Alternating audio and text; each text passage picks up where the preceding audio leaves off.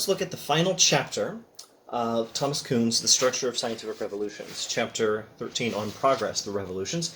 However, I should mention that there is, in this nifty little third edition from University of Chicago, a postscript from 7 years after the book was originally published, which we will definitely want to look at.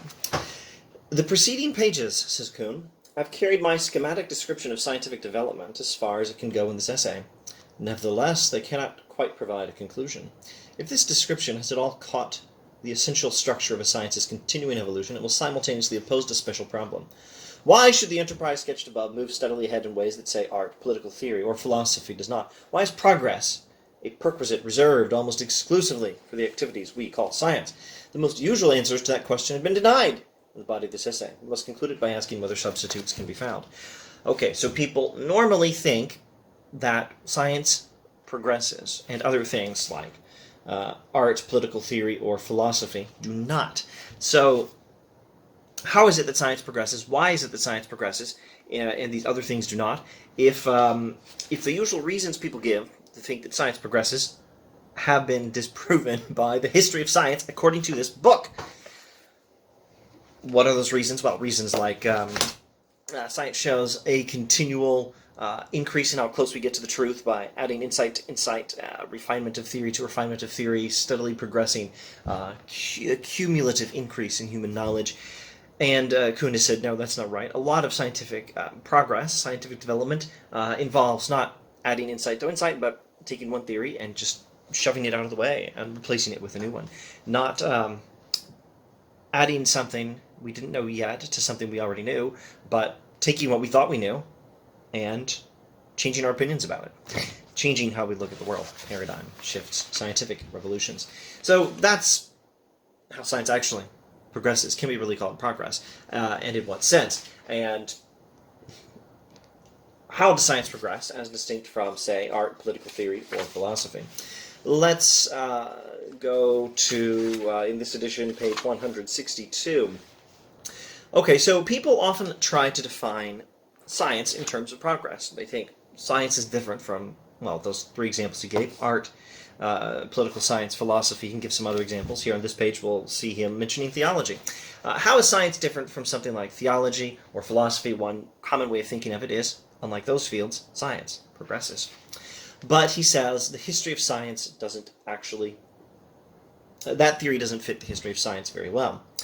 The theologian who articulates dogma, or the philosopher who refines the Kantian imperatives, contributes to progress, if only to that of the group that shares his premises. There's such a thing as progress in philosophy or theology as well. If we doubt, as many do, that non-scientific fields make progress, that cannot be because individual schools make none. There can be progress in Christian theology, progress in Kantian philosophy. So, if we doubt that fields like this that are not science make progress, it can't just be because there's no progress in the individual schools. There is progress in Christian theology or Kantian philosophy. Rather, it must be because they're always competing schools. The reason we must doubt that there is progress in philosophy or in theology must be not that there's no progress in Kantian philosophy or Christian theology. The reason we doubt it must be something else. It must be that there's competition between different schools of philosophy. There's Kantian philosophy, then there's Aristotelian philosophy, and pragmatic philosophy, and Humean philosophy, and all the others. And in Christian theology, well, even within Christian theology, you've got Catholicism, Eastern Orthodoxy, Reformation theology, and then, on a bigger scale, you've got Christianity and Islam and Judaism and Hinduism, if you take it out past traditional monotheistic religions. You've got Hinduism too. You've got other perspectives. But these doubts about progress arise, however, in the sciences too. These doubts about progress arise, however, in the sciences too, because if we doubt that progress can be possible there, on the grounds that there are competing schools of theology or competing schools of philosophy, competing traditions, well, there are competing schools and traditions in science as well, etc. In short, it is only during periods of normal science that progress seems both obvious and assured. During those periods, however, the scientific community could view the fruits of its work in no other way. A lot of comprehension of this Kuhn book should revolve around understanding why he says that during a time of normal science, when a particular paradigm is dominant and things seem to be working out well, we assume we have a pretty good idea how the world works. That assumption our assumption of how it works is our paradigm, and it's explained a lot of data in the past, resolved some puzzles that earlier scientific theories couldn't solve, and left us with some work to do, filling in the gaps in our knowledge, increasing the extent to which our current theory can explain the world. That's how things are at a time of normal science. So a lot of comprehension of Kuhn, I think, would revolve around understanding why he says that during a time of normal science, it seems that science progresses cumulatively. It's because a particular dominant theory is enforced through the very nature of the scientific discipline and through the very nature of scientific education. The student is taught the dominant paradigm in textbooks and is taught that paradigm, which is to say the student is taught not only to think that this paradigm is correct, but is taught how this paradigm was established, which gives the illusion that scientific progress is cumulative for a brief window during which we shifted from whatever old paradigm we had to the new paradigm. You could say scientific progress was cumulative, perhaps. We had an increase in the number of things that could be explained by the theory we were adopting. That's how the paradigm was established. Making the case for the paradigm involves reviewing some of that history in such a way as to present this paradigm as a fact, or at least, if not a straightforward fact, at least a closer approximation of the truth than the last paradigm. This gives the illusion of simple, linear, straightforward, cumulative scientific progress. And, of course, the paradigm involves a research program, solving some puzzles in light of the paradigm, which involves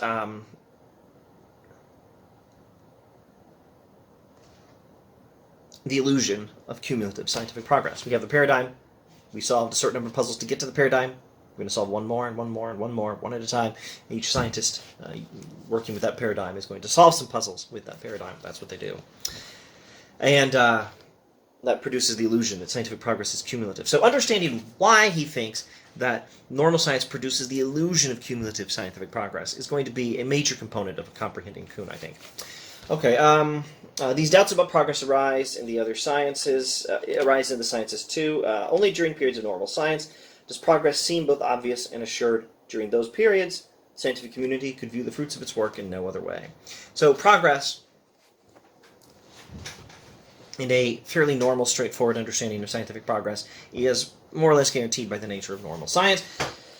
Scientific progress is not different in kind from progress in other fields, but the absence at most times of competing schools that question each other's aims and standards makes the progress of a normal scientific community far easier to see. Scientific progress is not all that different from progress in philosophy or theology or art or political theory, but it's harder to see that because of the way science works during a period of normal science. That, however, is only part of the answer, and by no means the most important part. There's more. Let's skip a few pages. Let's skip several pages and go to page 169. A community of scientific specialists will do all that it can to ensure the continuing growth of the assembled data that it can treat with precision and detail. A community of scientific specialists will do all that it can to guarantee that we are steadily adding to the amount of things that our current paradigms can explain. The nature of such communities, such scientific communities, provides a virtual guarantee that both the list of problems solved by science and the precision of individual problem solutions will grow and grow. At least the nature of the community provides such a guarantee, if there is any way at all in which can be provided. What better criteria on the decision of the scientific group could there be? So a science is not an abstract thing. There's no thing that exists in the world called the science. What there is the stuff scientists do. Science is simply what the community of scientists does. And what does the community of science do? It ensures that there's a continuing increase in how much of our experience of the world can be explained by our theories. And during a time of normal science, that's fairly straightforward. It's cumulative. But sometimes, when there are puzzles that cannot be solved by an old paradigm, and there's a new paradigm that can solve those puzzles, sometimes the stars align, so to speak, such that a continuing increase in the amount of data that our theories can explain requires not a cumulative increase in knowledge, but taking some old theory and discarding it and replacing it with a new one, hopefully a better one.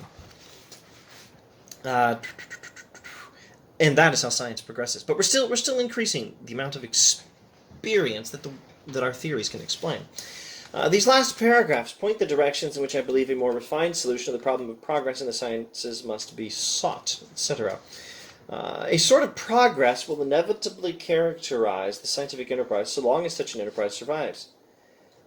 In the sciences, there need not be progress of another sort. We may, to be more precise, have to relinquish the notion, explicit or implicit, that changes of paradigm carry scientists and those who learn from them closer and closer to the truth. Progress in science does not necessarily involve, and should not be defined at any rate. Maybe it involves, set that aside actually for now. The point is it should not be defined. Scientific progress should not be defined in terms of approximating the truth more and more closely. Rather, scientific progress involves what the community of scientists does, which is work to ensure that over time our theories explain more and more of our experience.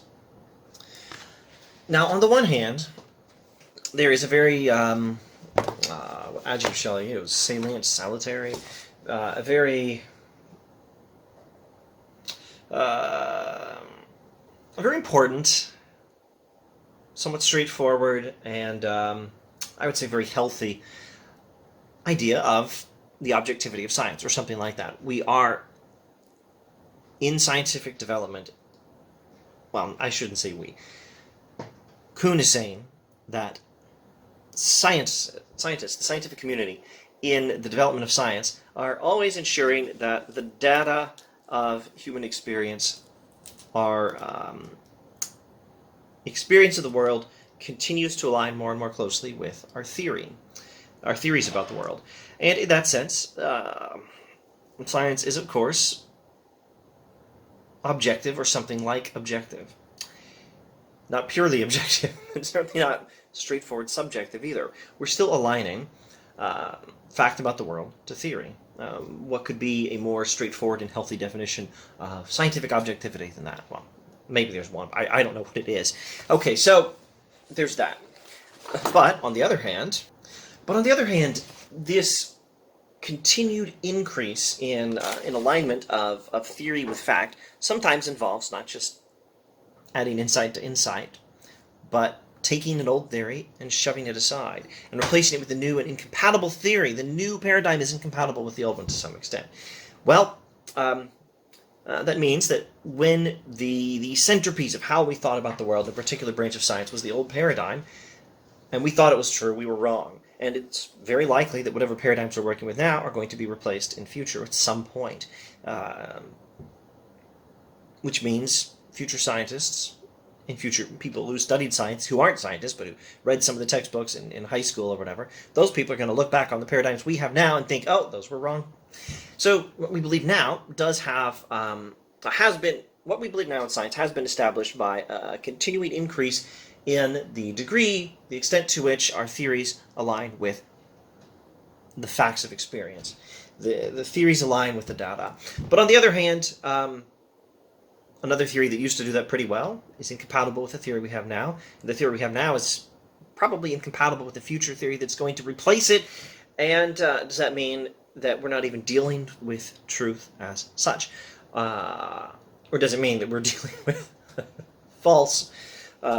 We are dealing with truth, with the concept of truth, but not because our theories are true, so much as because they're false. Well, Kuhn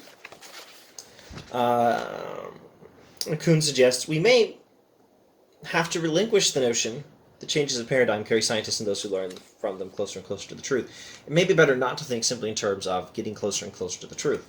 We are all deeply accustomed to seeing science as the one enterprise that draws constantly nearer to some goal set by nature in advance, but need there be any such goal? Can we not account for both science's existence and its success in terms of evolution of a community's state of knowledge at any given time? Does it really help to imagine that there is some one full, objective, true account of nature, and that the proper measure of scientific achievement is the extent to which it brings us closer to the ultimate goal? We often think in terms of truth as a perfect agreement between our ideas and reality. And we think of science as approximating this truth more and more all the time. This perfect agreement is the goal of science, and we're progressing towards that goal. The goal was there before we even started. And Kuhn says, perhaps this is not a helpful way of thinking. Perhaps we should try something else. If we can learn to substitute evolution from what we do know for evolution toward what we wish to know, a number of vexing problems may vanish in the process. Now here the term evolution is not referring to a scientific theory. It's an illustration. Actually, it will be an illustration towards the end of the chapter, but let's not get ahead of ourselves. Right now it's just the word evolution, meaning change, with perhaps some concept of progress included.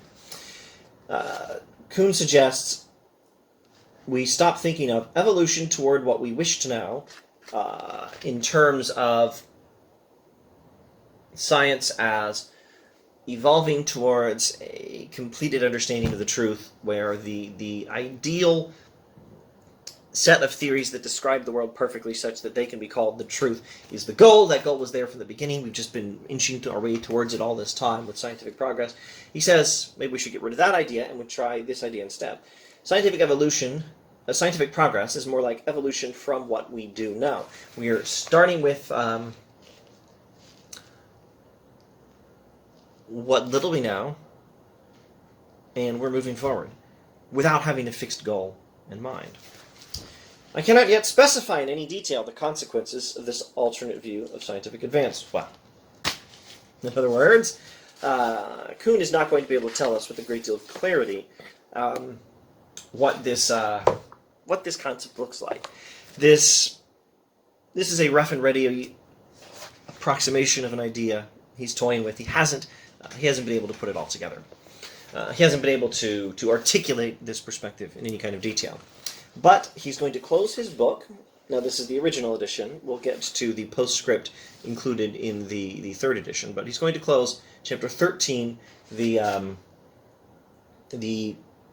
last chapter of the original edition of the book, with a few paragraphs giving an illustration. It's an interesting illustration to close with. I could almost call it a parable. The last 3 paragraphs of chapter 13. We will look at portions of them. For many people, the abolition of that teleological kind of evolution was the most significant, least palatable of Darwin's suggestions. The origin of species recognized no goal set either by God or nature. Darwinian evolution does not involve the concept of evolutionary progress towards a goal set beforehand. Even such marvelously adapted organs as the eye and hand of man, organs whose design had previously provided powerful arguments for the existence of a supreme artificer or designer and an advanced plan, were products of a process that moved steadily from primitive beginnings but toward no goal. This is the new Darwinian concept. The belief that natural selection resulting from mere competition between organisms for survival could have produced man together with the higher animals and plants was the most difficult and disturbing aspect of Darwin's theory. What could evolution, development, and progress mean in the absence of a specified goal? To many people, such terms suddenly seem self-contradictory.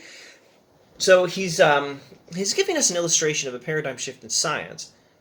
He's giving us a paradigm shift in science as an illustration of a paradigm shift in how we could think about science and scientific progress. Evolution, Darwinian evolution, came as a paradigm shift in the idea of scientific progress. After Darwin, scientists learned to think of progress not as necessarily involving some fixed final goal, the goal being there at the beginning and we're just inching our way towards it. Rather, evolution, as such progress as happens in evolution, is not to be compared towards the final goal, but simply to be is not to be understood in terms of a comparison of the organism as it is now with the final goal it's aiming towards, but it's just to be understood in terms of a comparison of the organism as it is now with the organism it came from. Evolution, Darwinian evolution, is a concept of something like progress, but progress not towards a fixed goal, merely progress from where we started. And he says this might be the right way to think of scientific progress. Scientific progress might be merely a matter of progressing from what we used to know to what we know now. And the characteristics of that progress do involve an increasing alignment of data with theory. There's more and more data that can be explained in terms of the currently dominant theory. During times of normal science, that's by keeping the old theory and increasing the ability to which it can explain the data by refining the theory, solving a few puzzles, finding some more data that fit the theory, blah, blah, blah. And during times of scientific revolution, it involves discarding an old theory and replacing it with a new one that can explain the data the old theory could not explain. It can give us a promising research program for explaining some more data with the theory and all the other things that happen in a scientific revolution.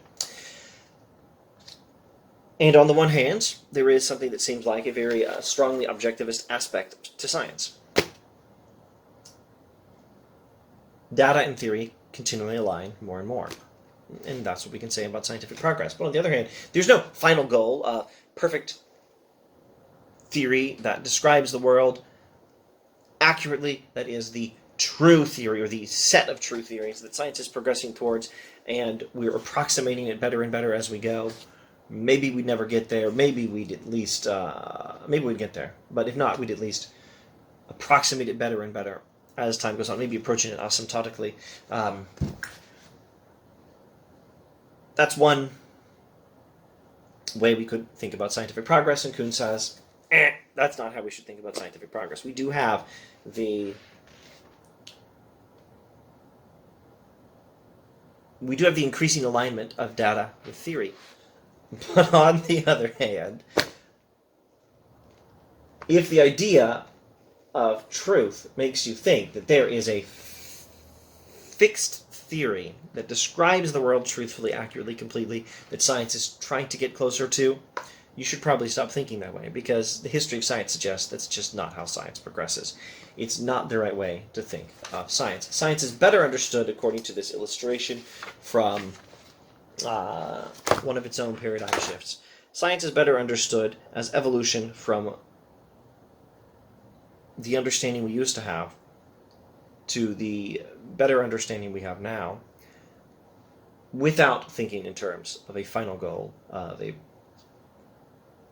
an ideal theory that describes the world perfectly and is true.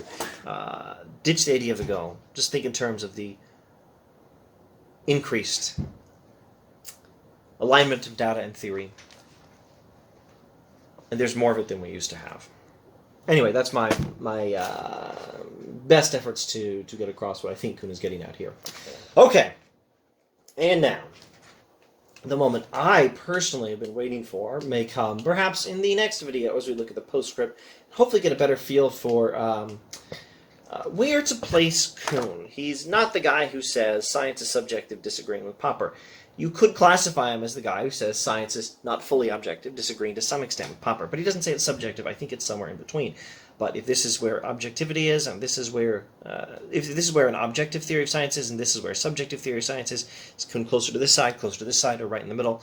That's the question I'm hoping to work out looking at this postscript. Perhaps I'll see you then.